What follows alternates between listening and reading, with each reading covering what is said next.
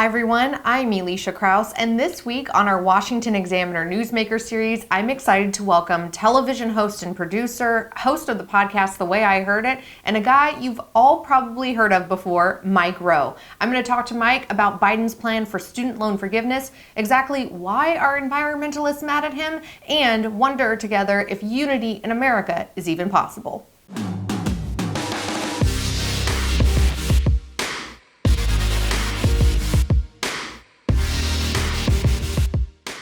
Mike, it is so good to see you, and there's lots I want to talk with you about today, including a buddy, Chuck, and how maybe your relationship should be an example to the rest of Americans about friendship. Thanks for being here. Oh, thanks for having me. Happy to talk about Chuck, my old high school friend who I can't seem to shake these days. He's a good guy. A thing that I wanted to talk to you about, though, is, of course, we have a newly admitted into the White House, President Joe Biden. And one of the things that his administration did, like within the first 12 hours of his inauguration, was work on this student loan forgiveness. You, of course, are known for your fabulous Facebook rants about things in culture and politics today. And you had a pretty long post about why you are against this specific policy point. Can you tell us why? Well, it's not exactly headline news. You know, both sides of the argument have played out pretty heatedly. And, you know, as a rule, I try to stay in my lane. I'm not on Facebook to make enemies, but the foundation that I run is targeted very specifically on education and jobs. And fundamentally, I'm coming from a place that says, look, we have a lot of people with four-year degrees who can't find work in their chosen majors. We have been pushing one path for the most people for a very long time. And part of the result of doing that is that we've given universities and colleges almost unlimited permission to charge as much as they want for this vaunted four-year degree. You know the numbers, $1.7 trillion in student loans currently on the books. Pre-pandemic, we had over 7 million open positions that didn't require a four-year degree, but required training and, two-year schools and trade schools. So my foundation focuses on that level of education. And my main beef with just a blanket forgiveness of the debt that's currently on the books is that you send a terrible message to two groups of people. The first group are the people who actually paid off their debts, who sacrificed and went without for a long time and delayed all kinds of gratification to pay for the debt that they assumed. The second group of people, of course, are the universities themselves. And when they see hundreds of billions of dollars of notes just forgiven, what possible incentive could they ever have for lowering their cost? And so it's not too dissimilar from the minimum wage conversation. I'm happy to have it, but I just feel like the unintended consequences of a great many policies currently on the burner are going to be dire. And I worry a lot that forgiving this amount of debt is going to reinforce a whole lot of misconceptions currently plaguing our education system. That really ties into my next question, because I feel as if the pandemic and, things like student loan forgiveness and the college educated versus the college dropouts like myself are a divide in this nation. Do you think things like this create a greater haves and haves not divide within the country? I think that in a general sense is the unintended consequence of virtually every controversial policy. For me, it seems like so many of the policies typically associated with one party, whether it's rent control or minimum wage or student loan forgiveness, you can make the list. These things are all intended to have an outcome that I actually agree with. I don't want to see people thrown out of their homes. I don't want to see people, unfairly treated on the job. I don't want to see kids taken advantage of to borrow vast sums of money they have no hope of repaying. I'm opposed to all of that. But there's a shortcut and there's the long way. And in my view, the long way is always the way. The shortcut is the thing that's tempting to do, to throw the money at the problem, to get an immediate response for fixing a thing. But it's whack-a-mole. And you can knock that one down and it's going to pop up out of another hole. And the numbers aren't going to go away. I don't even know what they are now. What are we, 25 trillion in the hole? It's insane. Yeah. And it's like, how much more are we going to dig out? I do want to talk to you about what you and your foundation has done. But, talking about these essential jobs during the pandemic, I half jokingly, but now it became very serious, started a list of jobs that I should tell our 4 girls to go into one day. Some of them are things that require a degree, like pharmacy or, lawyer, accountants. They all seemed employed. But then there's a lot of jobs that have been deemed essential, and a lot of careers that do come out of those trade schools or don't require a college education that are deemed essential. And do you think that Americans are realizing that now, that a 4-year degree doesn't necessarily mean safety and success? Look, I think safety is a whole nother topic that we should unpack. But yeah, I think in a general way, the narrative is starting to tip. 13 years ago, when I started challenging some of the myths and misperceptions and stigmas and stereotypes that were keeping people out of the trades, it was a very steep wall, and it was a hard slog. Mm-hmm. Today, we've helped over 1,000 people prosper as a direct result of learning a skill that's in demand. We give away $1 million a year, specifically to people who want to go in that direction. And the big thing that's changed for me is that now I can go back 3-4 years and I can find a kid who learned to weld. And then 4 years later, I can see that kid now making 120 grand a year. In many cases, they've picked up a plumbing certification, they maybe electric, right? Now they're in that mechanical world. They bought a couple of vans. They hired a couple of people. They have a mechanical contracting company, and they're really thriving. They don't have any mm-hmm. debt. Story after story after story. So I'm in a much better position now to point to the evidence that I believe demands a verdict on a very personal level through my foundation. Is that matriculating? Is it really and truly getting out there? The hardest thing in the world to do, Alicia, is to quantify the impact of good PR. And that's really what this is. This is a PR campaign designed to change the prevailing definition of what a good job is. Now, good job / essential job / dirty job / there's so many different types of jobs. We get to decide what's essential and what's not. And so it's odd for me to say anything negative about essential work, because Dirty Jobs was the granddaddy of essential mm-hmm. shows.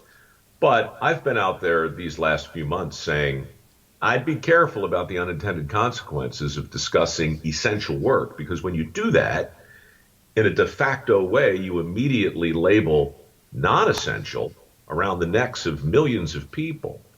And right now, you don't have to look far to see what happens when you call an entire industry of restaurant workers non-essential. Yeah. Or any other worker. Everybody's essential to somebody, even if it's just themselves or their family. So I think the unintended consequences of using that word are beginning to happen in the same way that Hillary learned deplorable, maybe not the best way to describe half the country. Well, do you think part of it, though, is that it's not the market or fellow Americans calling these people essential, that in a lot of positions and decisions that were made, it was the government saying so? It's always that. It's always a third party determining something that is inherently the purview of the individual. It's kind of like when big companies say your safety is our top priority. Well, they're lying to you. No company in the world has as their top priority my safety, including the airlines, who lie to me every time I fly and tell me, no, nothing is more important, Mike, than your safety. Really? So 10 seconds later... Turning off that cell phone before takeoff and landing. That's right. And strap yourself into this aluminum tube as we attempt to defy gravity at speeds approaching 700 miles an hour, okay? No. Your priority is to get me from point A to point B. That's your priority. So when the government or a company starts telling us that certain things are essential for our own good, well, then we've just left the world of grown-ups talking to grown-ups and entered the world of children listening to parents. And that's not why we're on the earth. And I think that you always talk about, I mean, of course, the higher education institutions duped people for decades that you have to have this degree in order to have a successful life. The government is now determining lots of times on state and local levels which schools cannot be open, which jobs are essential or not. I feel like in this last year, in 2020, with the election and the pandemic and everything else, there's been an increasing distrust in America's institutions. What can we do to reverse that? Wow. First of all, let me be a little more charitable and say that it wasn't so much a duping. There were those involved who deliberately duped, but it didn't start with some maniacal character twirling his mustache and laughing like a lunatic. You know, how can we defraud millions? Oh, come on. He was in a back room with a cigar and bourbon. Let me have my analogy in my head. It's good. Cinematically, it's good. Okay. But, you know, in my view, what really happened was we needed more people, genuinely needed more people to get a better education. And so the push for college was, in fact, a necessary thing in the 50s, 60s, and 70s. But that push, that PR, as PR always does, it went too far. And it began to promote higher education at the expense of every other form of education. And so baked into the proposition of getting a 4-year degree was the implicit threat that if you don't, you're going to wind up turning a wrench or doing some other, you know, subordinate thing. That's how half our workforce became a vocational consolation prize. The term you just used is perfect. We identified a 4-year degree as a higher education. But what we did rhetorically, in a de facto way, was label every other form as lower education. And we didn't call it that, we called it alternative. But once we set the table in the world of education, and once we drew a line between education that was aspirational and every other form, we set ourselves up for a certain divide vis-a-vis our workforce. And so we are profoundly disconnected from our workforce right now with regard to what a good job is. With respect to your question, that disconnect exists with every major institution I can think of, not just academia, but with journalism and with politicians and in Hollywood and in science, unfortunately, and in medicine, tragically. You know, you can't blame a reasonable American for being skeptical because Anthony Fauci sounds just as certain. When look at the tape 10 months ago, this guy was credible and believable. And when he told me that masks weren't worth a damn, I believed him. And then 10 months later, 4 months later, whatever it was, when he reversed his thinking, he sounded just as certain. He seemed just as credible. So this is where I come from as a guy who does have a platform and who works on, you know, half a dozen different shows. You know, when I sound like I know what I'm talking about, that has nothing to do with whether I'm right or wrong. I narrate a show called How the Universe Works. A couple years ago, I announced as the narrator that the best minds in science had come together and determined that we have 200 billion galaxies in this universe. 2 weeks later, they called me back to reread that passage because the Hubble telescope triangulated itself in a slightly different way, and big brains got together and made a new calculus. The actual number of galaxies in the known universe turns out to be 2 trillion. I was off by roughly 2 trillion, right? And I didn't sound any different. And by the way, this week they just came out, the New Horizon telescope has now determined that the original estimate was much, much closer. Probably not 2 trillion, probably more like 150 billion galaxies. Look, this is happening in every institution. Every single journalist I know and who I've watched has made a fool of him or herself in some way, shape, or form by getting ahead of their skis and sounding certain in the process. Likewise, every politician, virtually every academician. And so you can't blame Americans for feeling skeptical when they hear somebody lean into the camera, clear their throat, and say with great certainty that student loan forgiveness is a wonderful idea. Is it?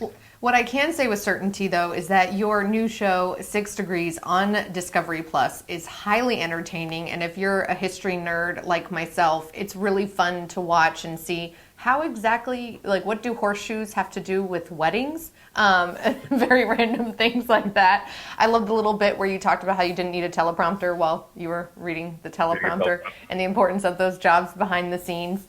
Can you tell everyone a little bit about this show and how it came about? Yeah, I mean, Dirty Jobs was a tribute to my grandfather. He was a guy who could build a house without a blueprint. You know, I wanted to do something to celebrate that level of mechanical skill. 6 Degrees is a tribute to my dad, who taught history to high school kids for 30 years. And he always said, look, it's not about filling their head with dates and events and people. It's not even about educating them. His job, in his words, was to make them give a damn about things they otherwise wouldn't care about. You know, that's the job of a good history teacher. And I just thought it would be a good foundation for a show like this. So each episode starts with a truly stupid question. Can a sheep do your taxes? Can a horseshoe find your soulmate? Can a mousetrap cure your hangover? Now, the answer to these questions is always yes. But the goal of the show is to prove it in a way that's never been attempted before by assembling true events in a chain, a connected chain, that no one's ever tried to do.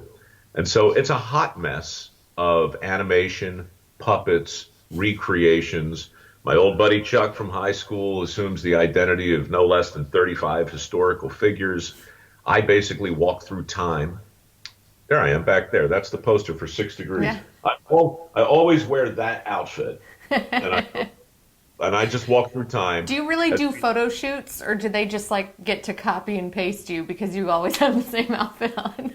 You know, it does simplify wardrobe, but no, we shot it for real. In fact, we shot the first tranche in the summer of 2019 when the energy industry was the sponsor of the show, right?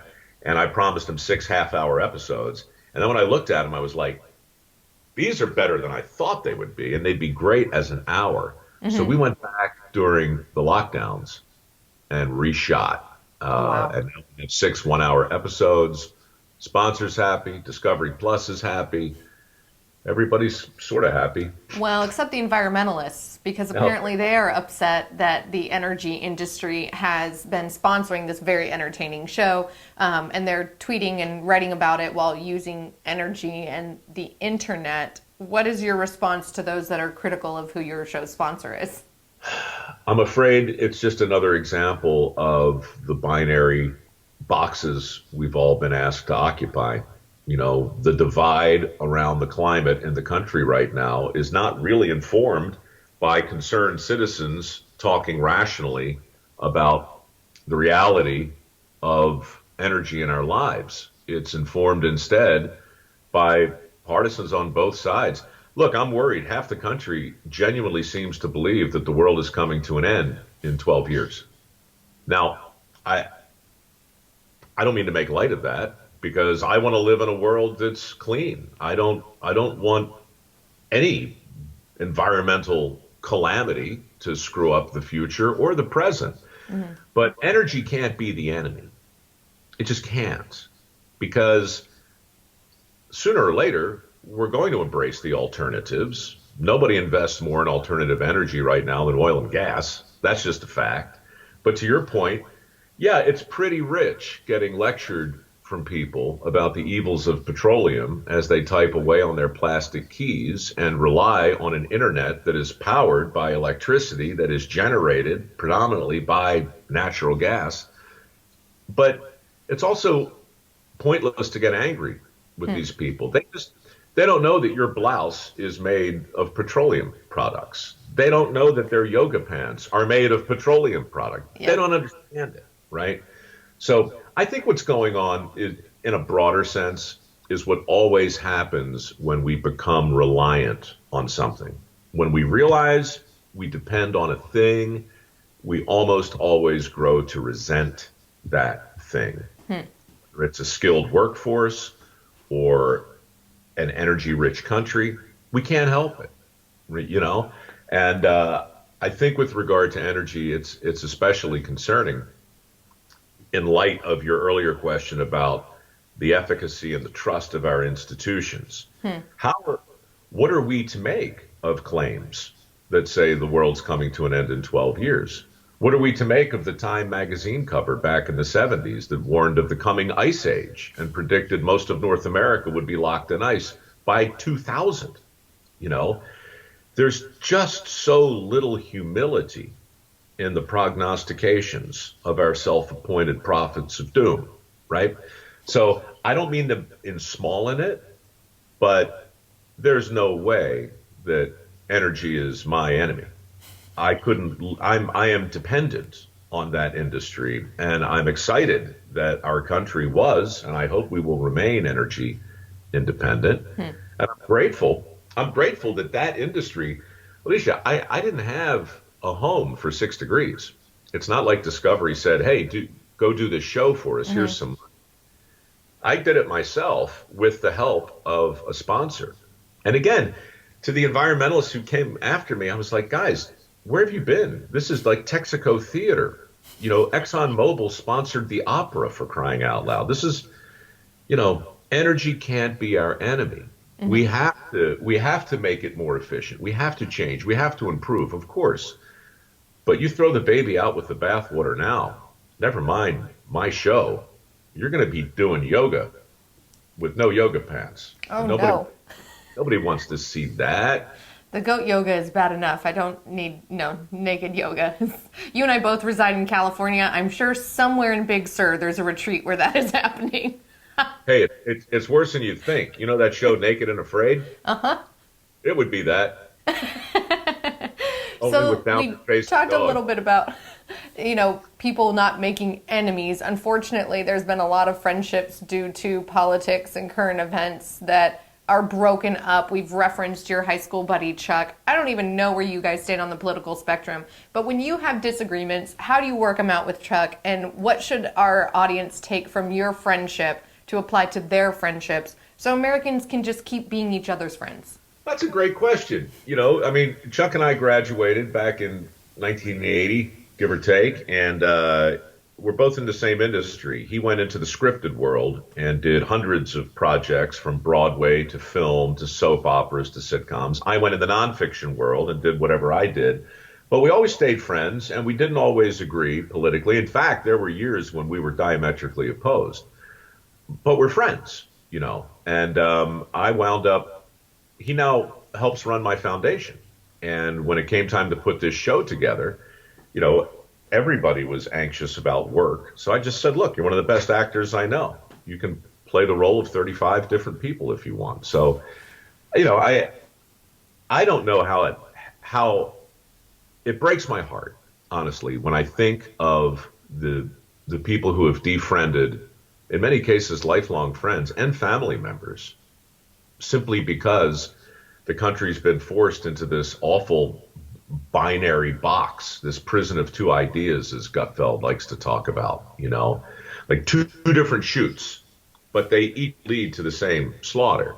And so it's just a shame. And I'm afraid social media did have a lot to do with it, because you can go onto a page. I have 6 million people on my page, and there's not a day that goes by that a few hundred will tell me that I'm sorry, but that was just too much. Now I have to go. As if they're in an airport and they need to announce their departure. Hundreds more show up, brand new. Where you been all my life? I love it here. So it's just this constant churning of coming and going and leaving and weighing and measuring. And everybody now seems to be involved in this quest to make sure everything is codified and everybody's on the right shelf, and the bad guys are in the black hats and the good guys are in the white hats, and oh, it's not going to lead anywhere good. My hope is that we're going to start to see that and realize that as we get into this year, because what's happening right now I don't think is sustainable. Well, we think that you entertaining and educating and encouraging America and really helping small businesses across the country is sustainable. And Mike, thank you so much for making time to chat with us and our audience today. It's my pleasure. I'd be remiss too if I didn't say that what Dave Portnoy is doing, what Guy Fieri is doing, what I'm trying to do in my foundation, so many other people are trying to make a difference in their zip code. That's a big part of getting through this somehow. The government can't save us. Not by itself, anyway. A lot of people are going to need to step up. Thanks for doing this, by the way. Thank you.